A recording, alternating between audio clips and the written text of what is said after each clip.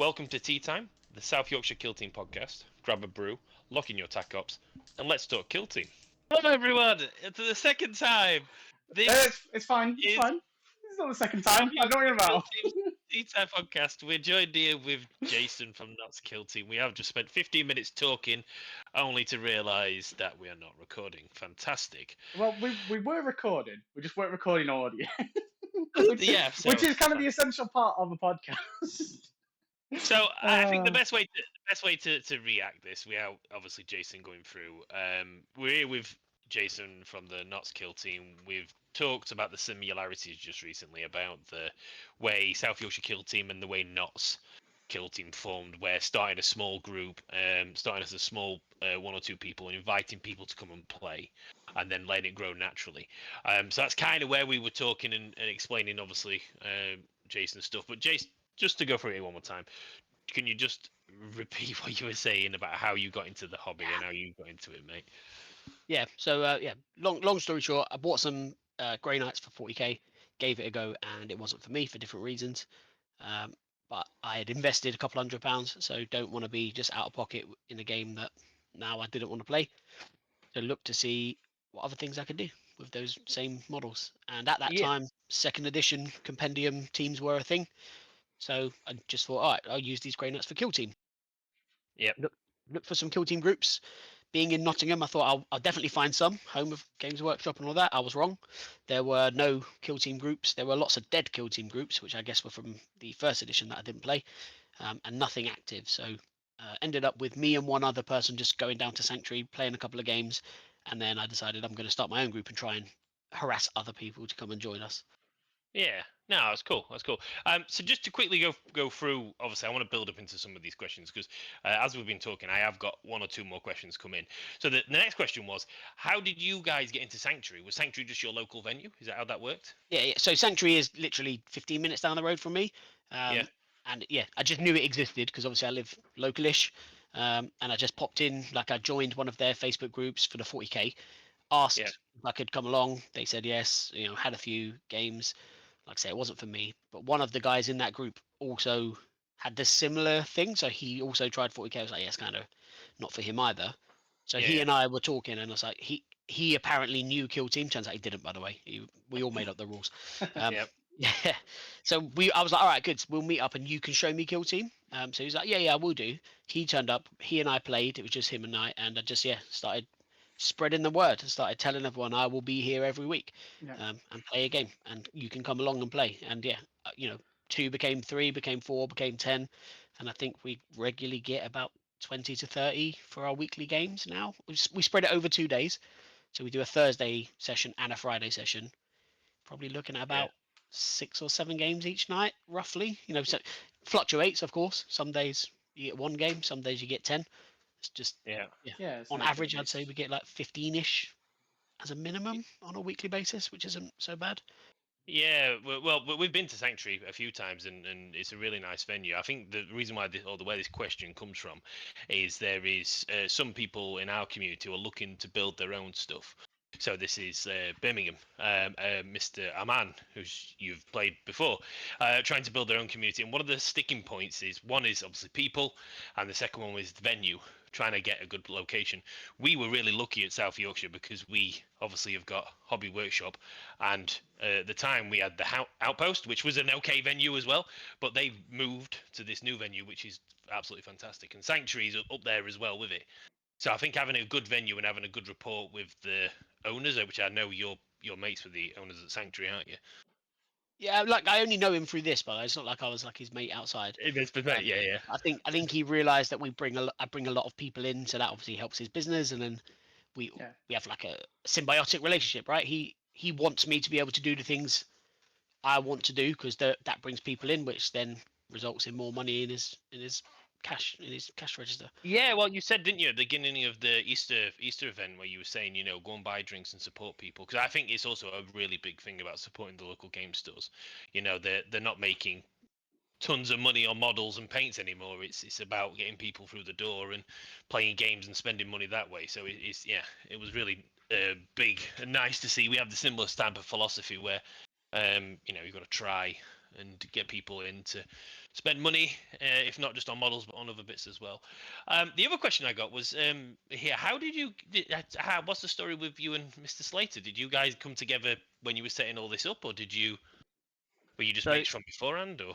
No. He came to that first ever tournament. So we ran a first tournament. Like I said, it was a Christmas tournament, and I advertised it on BCP and I put it in all the, like I say, the Discords that I knew of and the Facebook and stuff. And he didn't tell me or anything. He just turned up. We didn't know him. Yeah.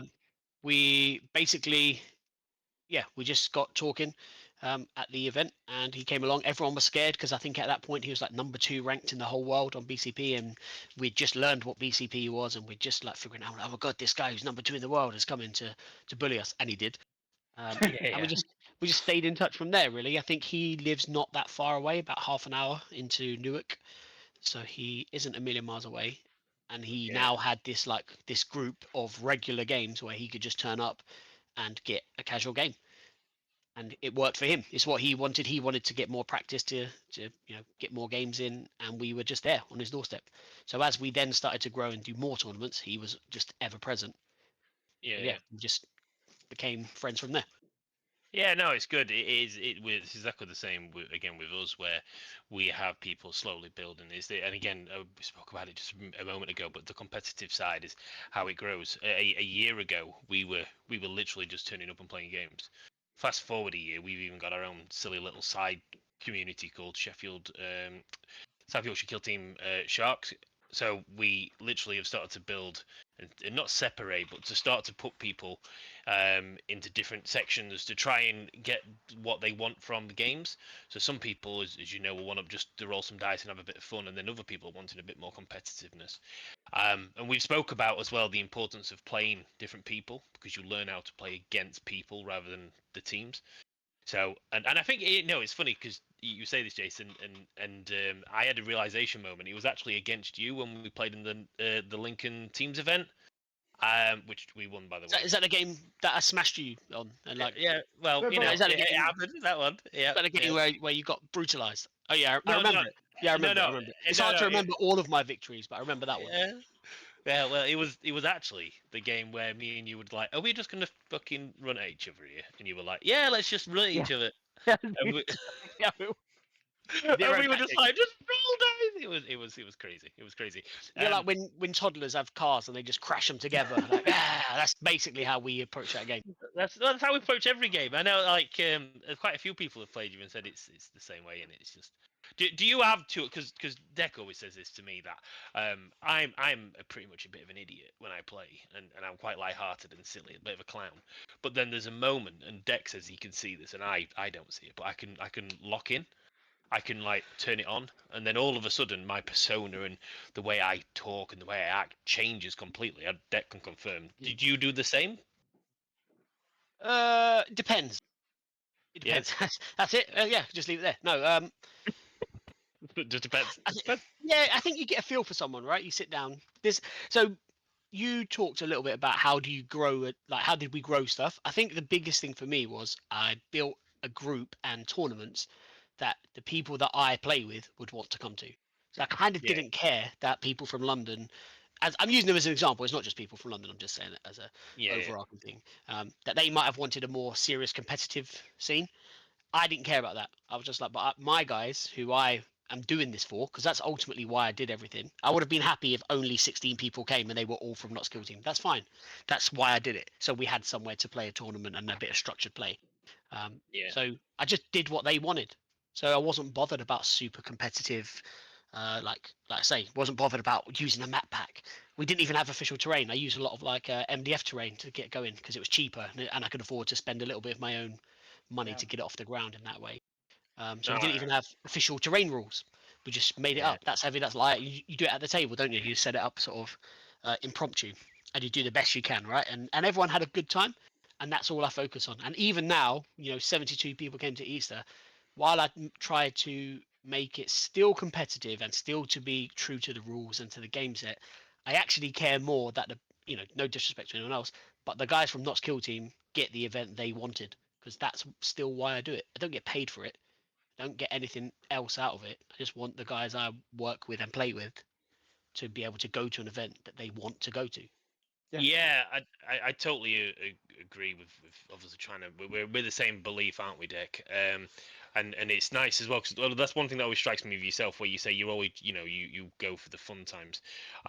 So I guess my next question is, how come you played Sanctifiers at Norwich then?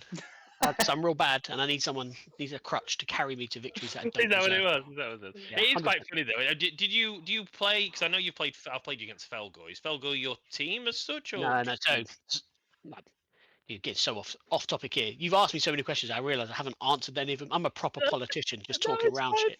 It's good. Good. Good. I'm gonna go for office next. So way back, I played all the teams. I got loads of teams. Obviously, I haven't got all of them, but I got a big chunk of them. Probably my favourite team are Jaegers, but they're just terrible. Not terrible, but they just don't score well. Yeah. And their bad matchups are really bad. So, and they happen to also be bad matchups into really popular teams. So you definitely will meet those teams and have a bad time. And then you can't, with other teams, you could be like, all right, I'll give up the crit up and I'll score the tack up. Well, they have bad tack up choices too, so they can't even do that. So you're like, probably can't score the crit up because I think in most games the crit up and the kill up are quite linked. If you're strong at the crit up, you're probably strong at the kill up because you can clear people off the points, and that's why you score the crit up, right? So you kind of have that. Those two are kind of together almost. If you're doing well at the crit up, you probably are doing well at the kill up, and vice versa. And the sort of times when you can flex away from that is if you have good tack ups. You'll be like, all right, I can abandon some of that, keep my guys alive, so you don't go ahead on kill up, and I'll start maxing out my tack up for those teams that have recon or other good ones, seek and destroy the good ones. And Jaegers don't have that. So they can't even do that. They just have to hope. Basically, they get matched against elves because they can kill elves, and that's it. Yeah, it's so I'm of the similar kind of beliefs. Obviously, I play Wreckers, and I struggle with doing anything else other than tack up and killing. And then you start to realize that the points, obviously, when you turn in from the more casual into a little bit more competitive, it's about how many points you're scoring across the board. And I think this is why you start to see people jump a lot from their teams. So Yeah, you start seeing people jump into like Angels of Death at the moment, stuff like that, because they it's can quite a take. unique selling point for Killteam, though, isn't it? Like Yeah, the buy-in is so low. Yeah. It's not yeah, like 40k where you're like, well, that Votan army has cost me $3,000. Well, I'm not just gonna not Votan are bad. Well, I'm not just gonna change. I have to play Votan because I've spent $3,000. At least with yeah, this, you're like, I spent 40, 50 quid. And worst case scenario, I'll wait till next month and I'll just spend another 40, 50 quid and I'll try something else. And I quite yeah, like that about the game as well. That's another reason I like it, is that I'm not locked in. I don't have to, play Sanctifiers and be like, well, that cost me so much money. I must only play Sanctifiers forever, even though they might get nerfed and yeah. destroyed. Almost Um, justifying your purchases and stuff, aren't you? yeah, so you don't have that. You can be like, well, I've got a couple of weeks out of them, and I've had some fun casual games, and I can, when I want to go to a tournament, I just invest in a team that I think might be more competitive if that's my focus at the time, which most of the Yeah, time it isn't. So you asked about like Felgor.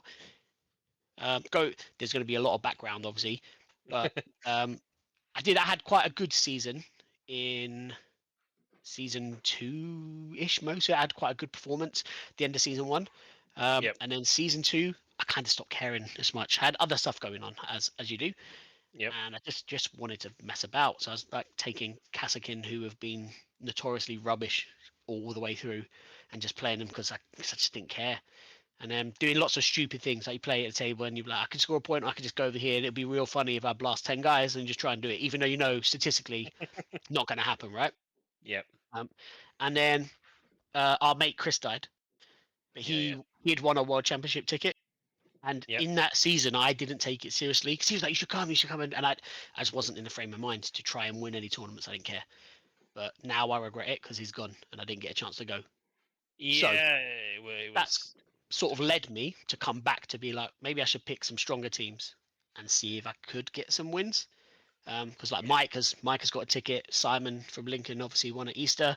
He's got a ticket, so maybe I can try and exercise that demon if I can go with those lads and put that, yeah, in my mind, that wrong, right? Do you know what I mean? Yeah, get some yeah, closure no, on it, mate. totally, Totally totally, yeah, understandable. definitely. And yeah, it is, and the your Chris situation is we were when that happened, it rocked us in South Yorkshire Killteam quite a bit as well because you take a lot of it for granted, don't we? Mates coming together, and before you know it, those mates or acquaintances become friends. and then when shit and life happens, which is shit in some cases, it really puts a perspective on stuff. And a lot of what was happening over at Notts and stuff were coming across to us. And I think you guys, I think our event was the first event you guys come to after Chris had passed. And we were talking about at the time, weren't we, Deb, where the emotion from you guys and just being part of that.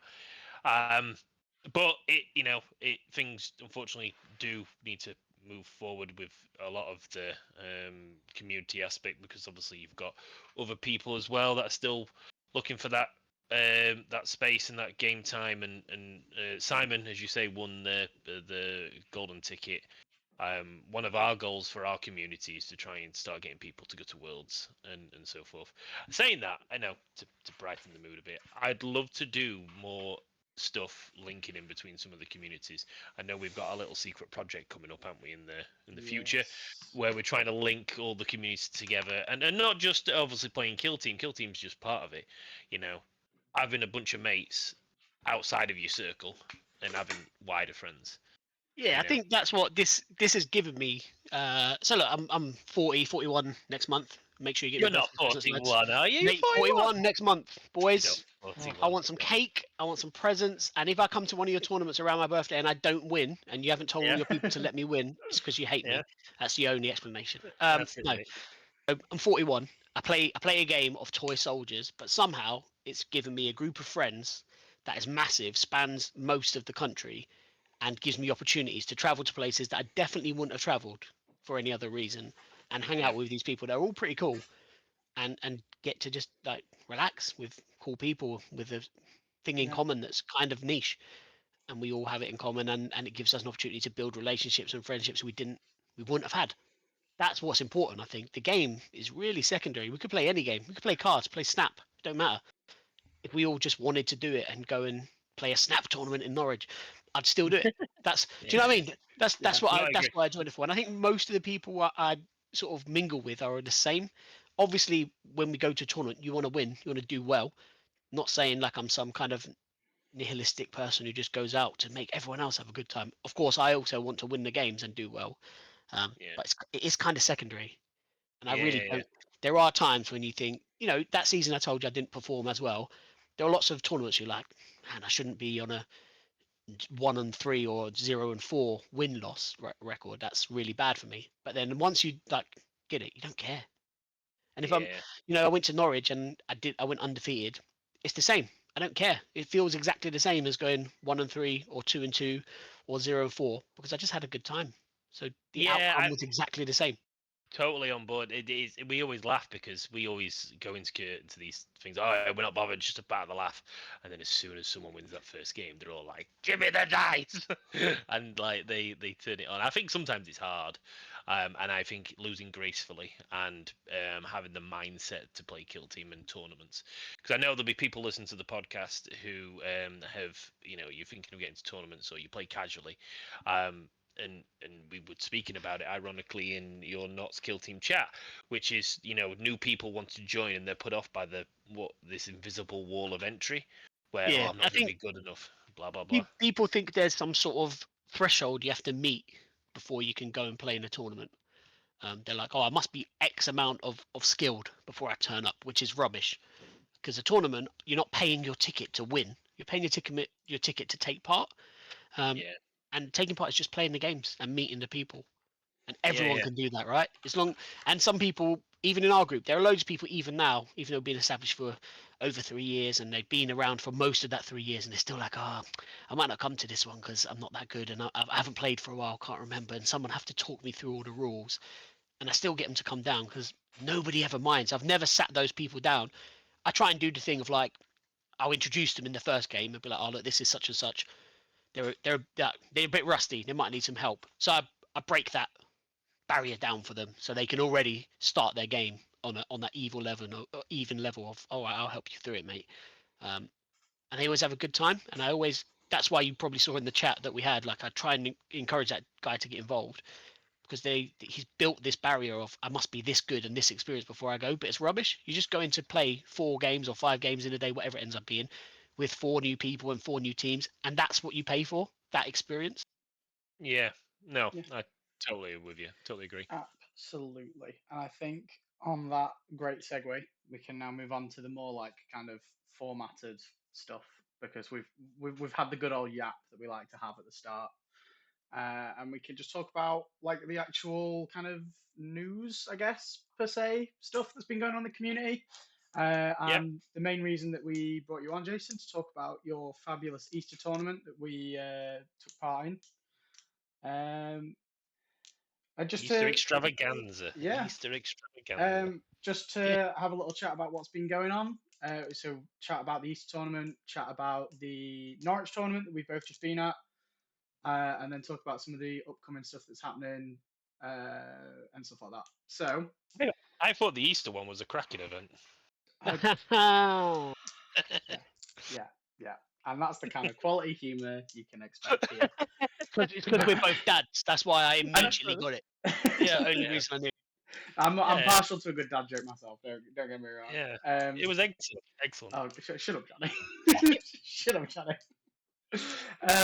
Anyway, yeah. So Easter event was that the biggest event you've run yet, Jason? 72. Yeah. So normally I cap it at 64, and I did the same for this 64. The problem was that the wait list was about 12 people, and one thing I tried to do is I always tried to make space for local people and like friends of the group, if you will. So if you and Johnny had missed out in the first 64, I would try and squeeze you in. Yeah. I'd be like, if you come as a pair, that's always my condition. If I can get 2 people in, so I'm not forcing someone to take a bye when they wouldn't normally, then I'll find space. So I did that, became 66. Then 2 more people were like, oh, can I? For God's sake, yeah, sure, be 68. Before I knew it was at 72, and I was like, right, I've got to draw a line here because now I'm getting to the point where I don't know if I actually have that much terrain and that much space to fit many more people. It did come with some problems, like there were a lot more undefeated. I think it was 1 more in the end, which meant like I put in an email, didn't I, saying like don't be salty if you had a good win-loss record and you finished 5th or 6th or something. That is just the way it is because I try to keep these things to a 1-day format as best as I can because I just think it's more palatable for most of the people we play with. Yeah, I agree. I think we've spoken about that before, Johnny, haven't we? About the 1-day format being kind of the optimal thing for the demographics of the people that actually play Killteam. Because again, it's I'm kind of in the minority where I'm in the minority where I'm like a 23-year-old lad who has very little in the ways of responsibilities. So it's obviously better for the people who are the dads. It's why the sort of plug for Leeds. I've upped Leeds to I've convinced the UKTC guys to just do Leeds as a 1-day, the Leeds GT. UKTC is interesting, so I was involved with them at the start, and I've come away from it for different reasons. I don't need to go into to make anyone fall out. But one of the things I didn't like was they constantly push for these 2-day events, and I was like, I don't think it works. And the way I can guarantee your numbers go up is by bringing the lads I know with me, and they don't want to do weekend events because we already have enough. We already have like 4 Warhammer World events every year. Plus Ryan does a Turning Point Tactics thing. So that's now 5 weekend events, which is probably about right. And in isolation, people are going to be like 5 out of 52 weekends isn't a lot, which is true. But then I also go every Friday if I can and play at the club. So that's another day. I also go to a lot of 1-day events in between. So then you start to run out of days. Yeah. Then I'm like, shit, all of a sudden I'm doing 52 days a year just playing Killteam. And it's a lot to manage. And it's supposed to be a hobby. It's not my job. It's not my life. It's supposed to be something I do to have a bit of fun and pastime and blow off some steam. And I think that is the same for a lot of, certainly in our demographic, that is the same for a lot of them. They don't want it to be this all-encompassing, taking over every aspect of what they do thing. They want it just to be a thing of like, oh, come down for a few hours, blow off some steam, and it's nice, and go back home. And there's also the thing of like, my missus has cottoned on. Your missus might have started to learn, Johnny, that this is just it's become an excuse actually to hang out and go and have a few beers with the boys. Exactly. But at the beginning, it was a lot more acceptable for me to be like, oh, I'm just going to go to Manchester with Ryan and hang out, and like we're just going to play some Killteam. And she took it like that. And then she's like, but what do you actually do? Yeah, we go to the bar and we down like 20 flipping beers and Like I woke up, I get into round 1. I don't know what day it is. Everything is the same color for some reason. I can't stand up straight. And then she's like, see, it's just a reason to go out and get pissed. Yeah, yes, that is, it is what it is. But even to this day, if I was like, yeah, I'm going out to get pissed, she'd be like, really? But if I'm like, yeah, I'm going out for a weekend of Killteam, she's like, yeah, all right. Yeah, Yeah, absolutely. it's important to have the balance as well. It's really interesting that you talked about demographics and stuff, and especially events are the good example, and club nights to a partial point as well. I think it's always important to have that work is called a work-life balance, but I think in this respect, it's you've got to spend time with your missus and your kids. It's the same with me. I can't have this weekend's another good example. We're coming up to a bank holiday. I'd love to go and spend bank holiday Monday throwing dice and having a laugh, but the reality of it is I've probably got some washing to do. So there's a lot of jobs and tasks that obviously needs to take in, and I think also it starts to become unhealthy as well when you're committing so much to it, or the other way. I think it's a balancing act. There's so much more as well, isn't there? Because you build the models, you paint them as well, you learn the Yeah. rules. Yeah. Suddenly you're like, actually, for your 1 day event on Saturday, you spent the whole week doing it. Like every day, Monday to Friday, you were reading the rule book, you were finishing your painting, doing your basing, whatever. Suddenly, your Saturday event has actually taken up 1, 2, 3 weeks maybe, and then you're like, it's and it can cause friction, and it does. I mean, I won't lie. Um, Sometimes Jem is like, again, you got another one lined up, and you got another one lined up. Like, when are we going to spend any time? And I don't have an answer. Just like, Yeah. sorry, Yeah, sorry, we babe. can't do it next week because I'm at another event. So then you have to take stock, don't you, and be like, I need to step back a little bit. And I'm getting I too think far in. I think that's why the 4 round 1 day format works so well.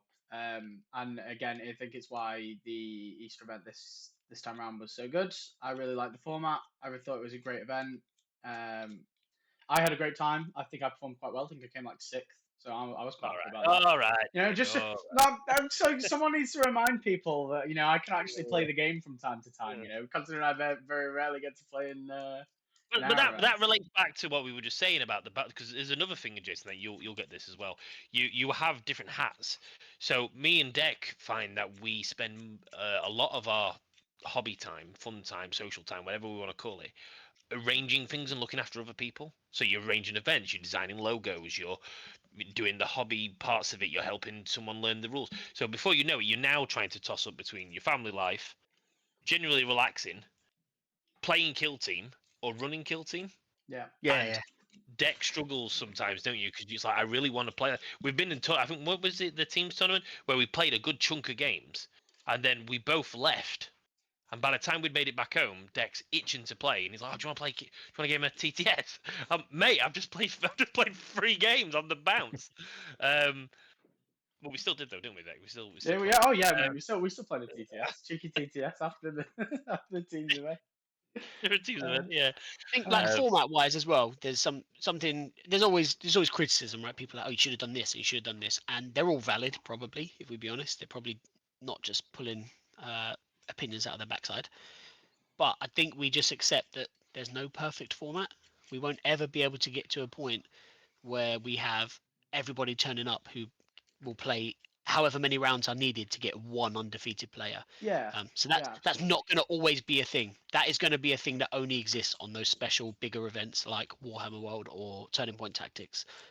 That will only exist there. And then outside of that, we just have to accept that the format is likely that I can, like Norwich, I can win 4 games on the bounce pretty convincingly in some of them and still not even podium. And that's just how it is, because we have to accept that's the way, the limitations of the formats that we are prepared to accept.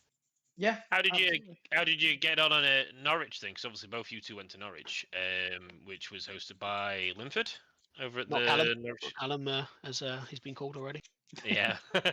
No. But how did it go? Did you guys do well? Because I know you finished quite high, didn't you, with your Sanctifiers, which was positive.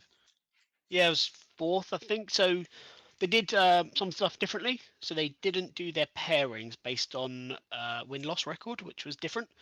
They did it based on total VP. So what it meant was in rounds 3 and 4, I actually faced someone with a losing record at that point. So someone in round So that's why 3 I hours. ended up against like round 4. I was really confused because I was against someone who went 2-1, and at that point I was 1-2, and I was 2-1.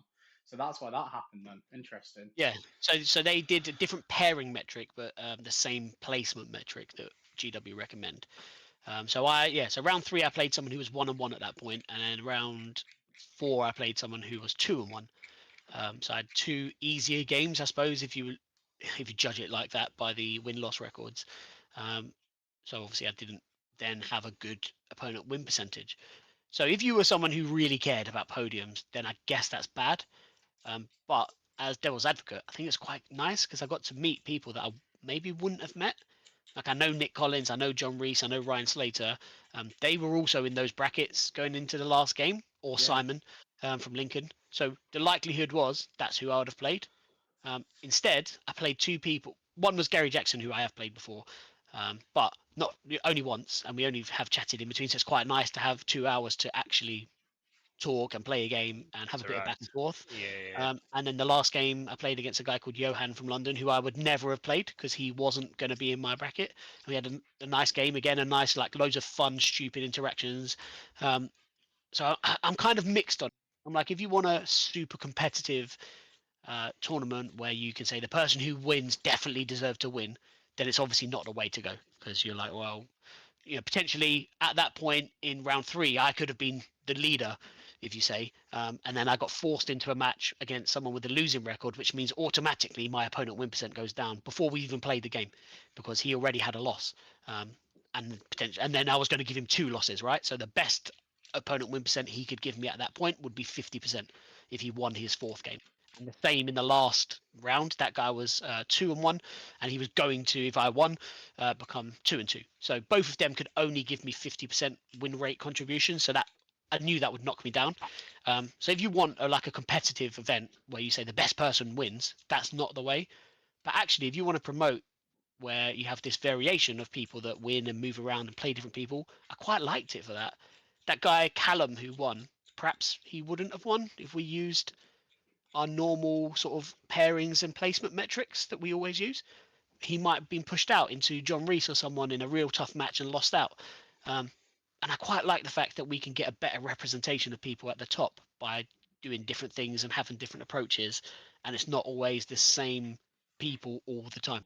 Yeah, I quite liked it. I personally, I was just happy that I played 4 games with 4 people who had never played before. That was the main highlight for me because obviously I came down with Jake, one of our guys came down with us.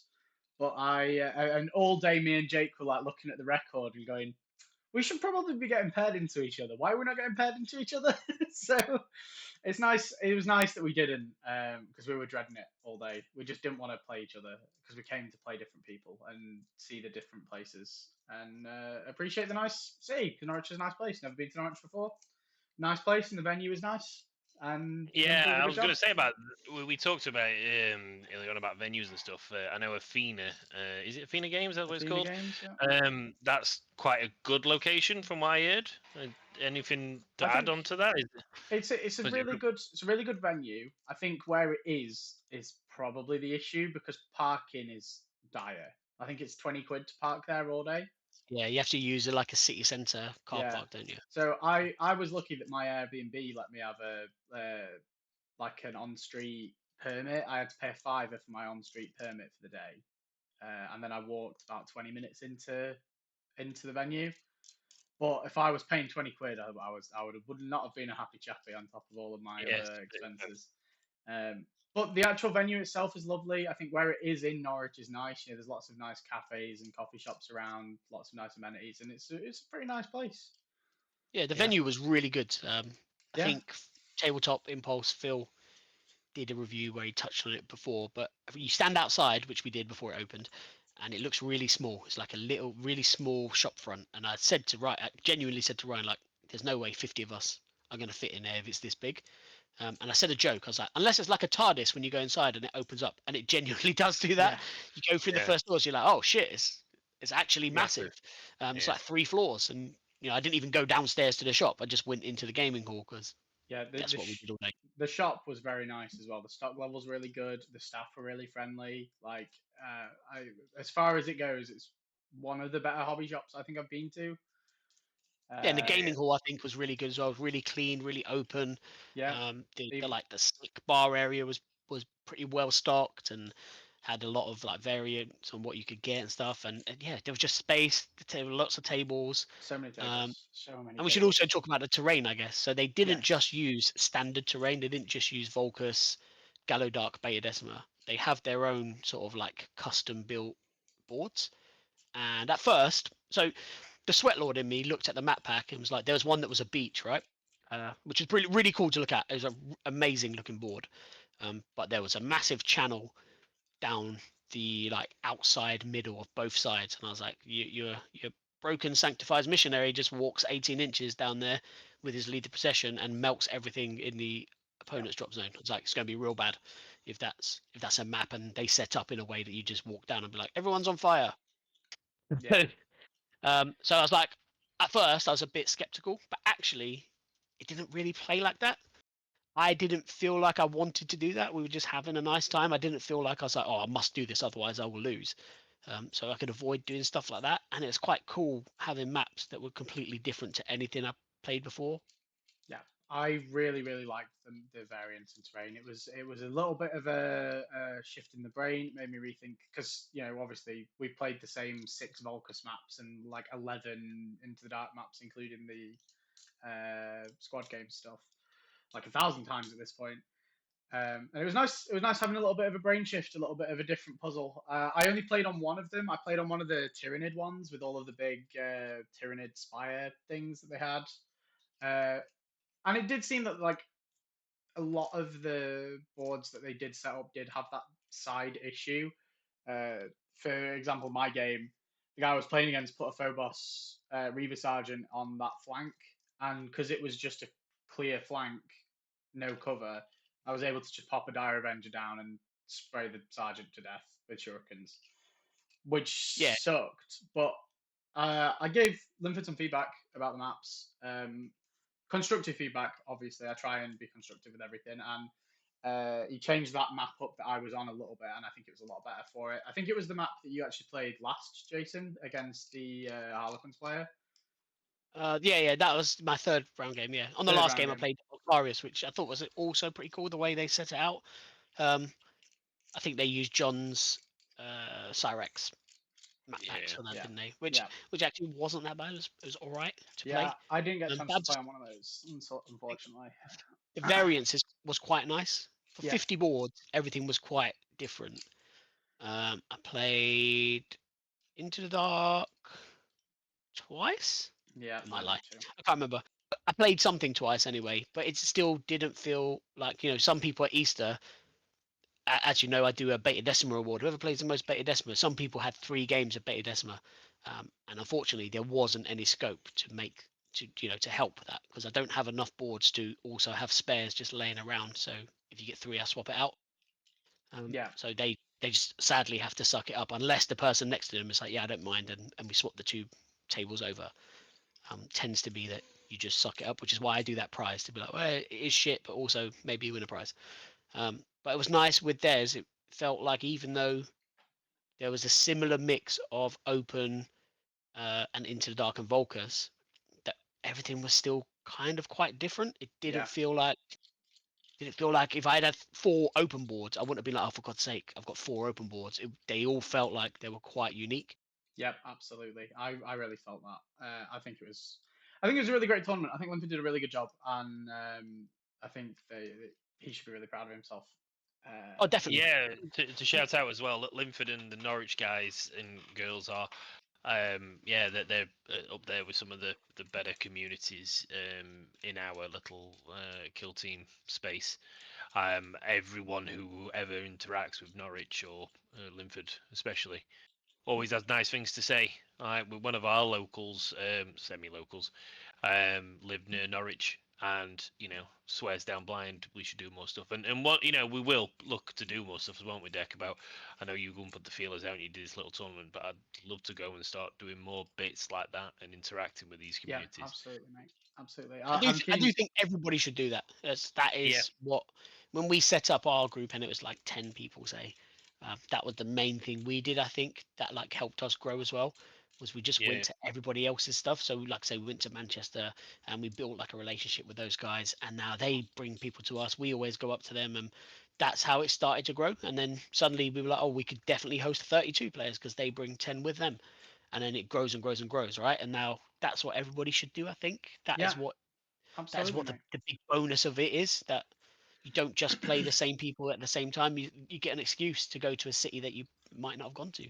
And Well, we yeah, found I we was just found it funny, didn't we? From the line above, from above, like Deadwood and ourselves, there isn't any bigger community. We're going to Dumfries, aren't we? Or we're planning to at some well, point in the you future. are. I can't unfortunately Yeah, make it. You know, I, just rub it in some more, Johnny. Why don't you? All yeah, I right. know. But there's a line, isn't there? I think, which is crazy because there will be people playing and there will be little communities. They're just not as populated.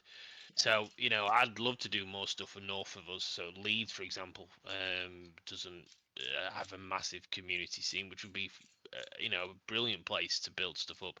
Major city like Leeds, and then Newcastle way. There was some of the guys from Yeah, the from guys Sunderland? who won Chef, I think, were from Sunderland, so built that way. Oh, yeah, yeah.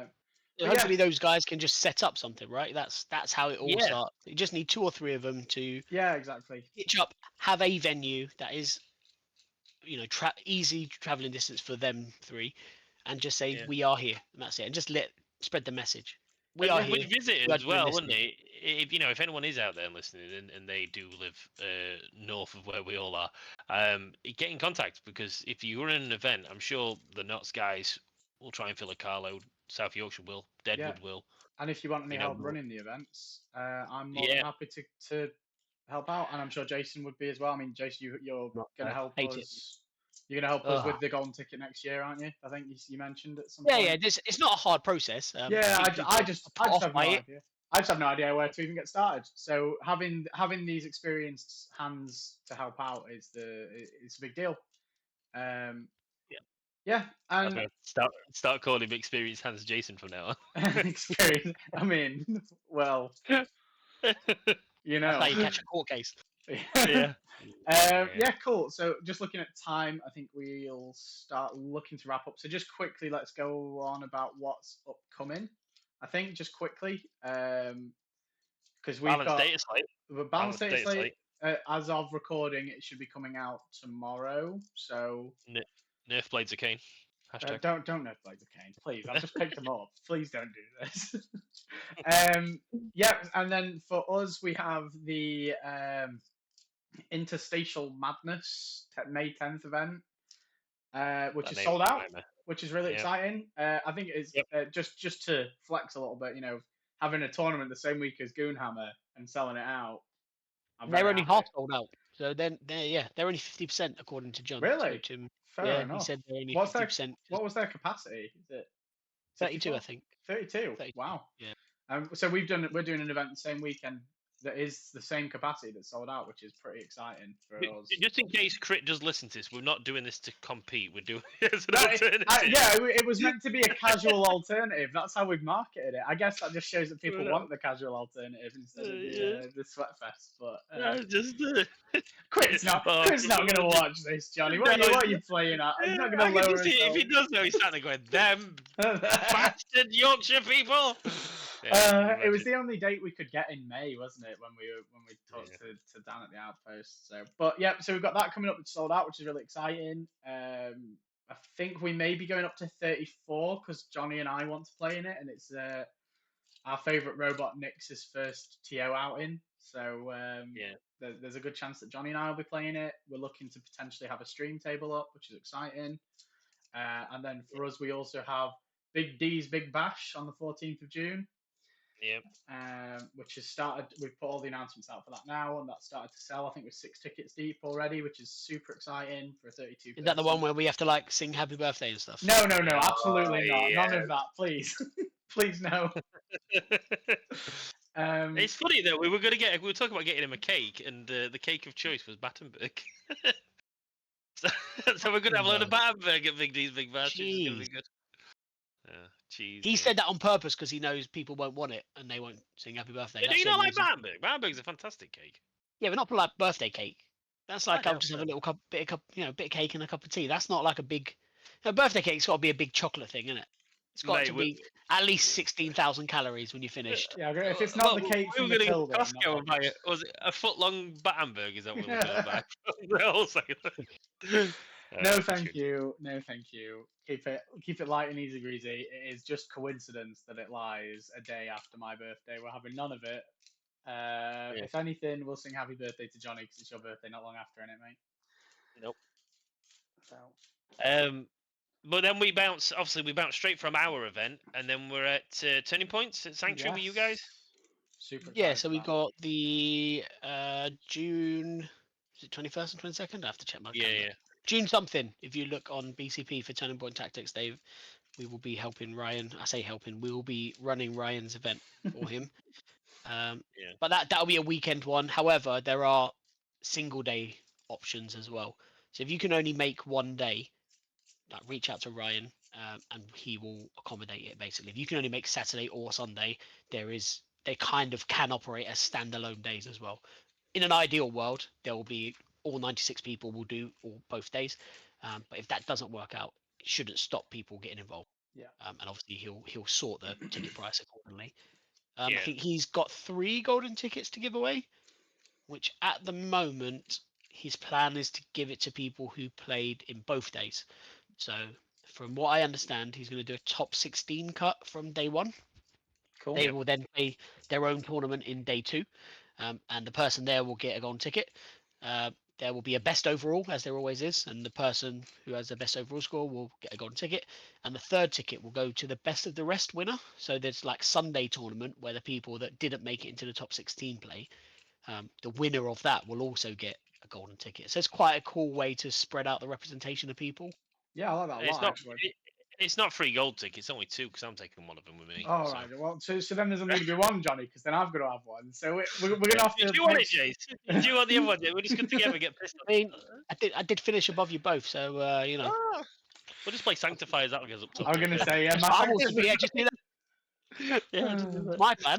I'm desperately hoping they don't actually nerf it, because then I need to remember how to actually play the game properly and not just rely on broken rules. Yeah, we'd love it if people's like, because when Simon, it meant a lot to Simon, didn't it, when he won the other one? Yeah, Simon came close last year, and I had one close finish. I didn't get it, and Simon had I think 2 or 3 where he was the next person in the list. You know, like if that person doesn't want it because they can't spend the money, because it's obviously a huge amount of money to go out there. So yeah, he was like next in line, but they always managed to say, yeah, we'll do it. And he did want to go, so that's why I was like, I know it meant a lot to him, because I know he was interested in going, and he came first, so I'm glad. Yeah, shout out to Simon as well. We were saying Simon's one of the nicest people in the community as well, and so the fact that he won the Easter event, and you could clearly see it meant a lot to him, and I think it means a lot to the community that one of our own, regulars on all these events gets to win and go and be part of it. So yeah, shout out to Simon. Can't be the sweaty Londoners all the time, mate. They got to give it to some other people every now and then. Exactly. Yeah, no, good stuff. And I think with that, we'll start wrapping up. So we'll just do the usual kind of thanks and shout outs. So we've got our affiliate links with Outpost and Hobby Workshop that you can find on the link tree. That'll be in the description. Buy your Ravager boxes through them. Buy your Ravager boxes. Typhon soon, maybe. Hopefully. Yeah.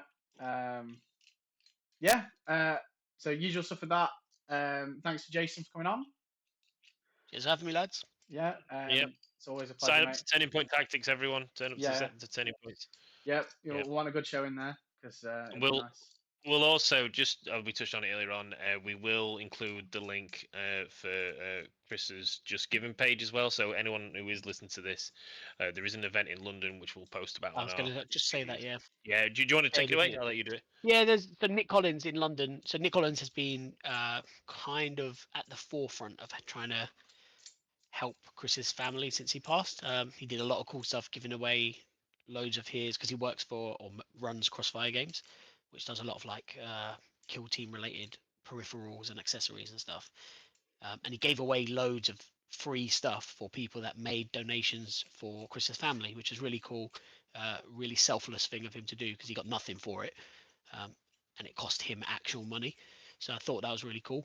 He's also decided that in July he's doing just a real casual 3-round tournament in London, where again he is only covering the cost of the venue from the tickets, and everything else will be sent to Chris's family. All the prize support and everything he's just going to pay for out of his own pocket. So it's a really nice gesture by Nick, and it's a really good cause. So if people can go down to London for a day, I think you should. If you can, it'll be pretty cool. There'll be a good chunk of us from Notts. There'll be a good chunk of you guys from South Yorkshire. Yep. And it's a 3-round. Like the idea is, it's going to be a casual event. He's not applying for a ITC token or anything, so there is no reason to go and be a sweat lord. He's just taken all of that away. Is just, let's just hang out with some people in a hobby, appreciate the fact that time is limited, and we have Yep. a day where we can just chill out, play a game that we enjoy, call each other names, and then get some beers and some food after. Yep. Yeah. That's the idea. I'm hoping that I'll be free to go because I'm not 100% confirmed on it yet, but I am hoping I'll be free to go. We will add the other links as well. So anyone listening to this and you're interested in taking part in it, we'll add the link obviously for the London event. Please try and make it down there, and not just show support, but come and have a laugh as well, which I think is what everyone would want. I mean, even if me being the forgetful sort I am forgets to add the link, you can find it on BCP fairly easily. I think it's King of Killteam, I think is what it's called on BCP. So yeah, awesome stuff.